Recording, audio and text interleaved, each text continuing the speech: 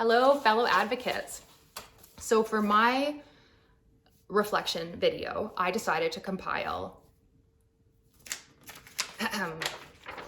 Emma's Amateur Advocacy Anecdotes, lessons that I learned in the class that are my takeaways from the course. Use with caution. Lesson 1. Don't fear feedback. It's an opportunity to improve. So when I initially heard that we were getting feedback, I was super nervous. I was worried that, I was worried that I wouldn't be able to take it well and that people would be mean, but like that wasn't the case at all. That was totally just something I made up in my head. And inevitably from all the feedback that I received, there was value that I could take out of that and incorporate into my weekly assignments going forward. Lesson 2. What one person finds persuasive isn't persuasive to all. So I think we all likely have this as a takeaway, that just because one person in the class found something super persuasive doesn't mean that I'm also going to be persuaded by it, and that's okay. That's always going to be, a matter of opinion. And even on the feedback piece, knowing that the feedback you get, what one person says isn't gospel, maybe they just didn't like it, and that's okay. Lesson number 3, winning isn't everything. Sometimes losing is better. So I'm like a generally pretty competitive person, and I had been nervous about failing and not doing well and not being good at something right off the bat. And that was a good part of this course, was trying things and not having them be successful, and having that be a learning experience to be able to take material forward into your next assignments. And inevitably, every time that I didn't do well, I learned something that I could bring forward. Lesson number 4, training wheels are there for a reason. So with the opening assignment, opening statement, I decided to just have bullet points, which now looking back was not a bright decision, or not the right decision.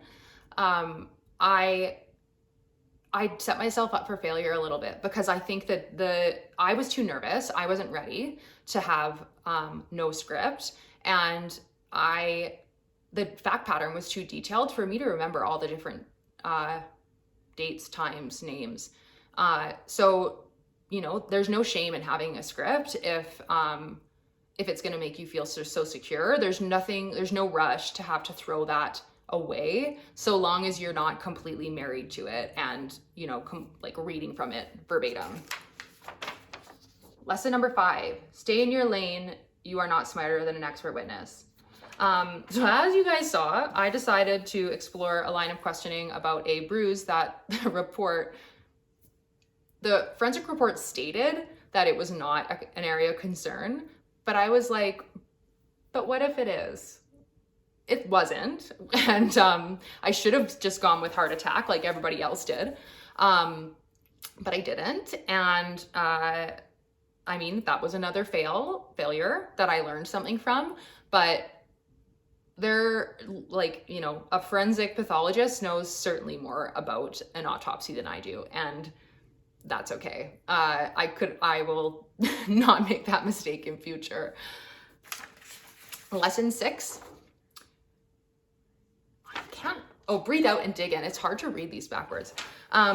So when I think about the cross-examination of the accused, I really got excited and nervous about my line of questioning being successful, because I thought I had kind of trapped every avenue that Tyler could deke out of and had made it pretty foolproof. I'm the fool, for the record. And so when it was going the way I had planned, I got really excited, and instead of answering the remaining questions that I had on my sheet, I got my answer that I wanted and then quickly closed off my questions. And I think if I had taken that moment, just even though it seems like forever for me, just to take that beat of take a breath, regroup, is there anything else that I want to ask?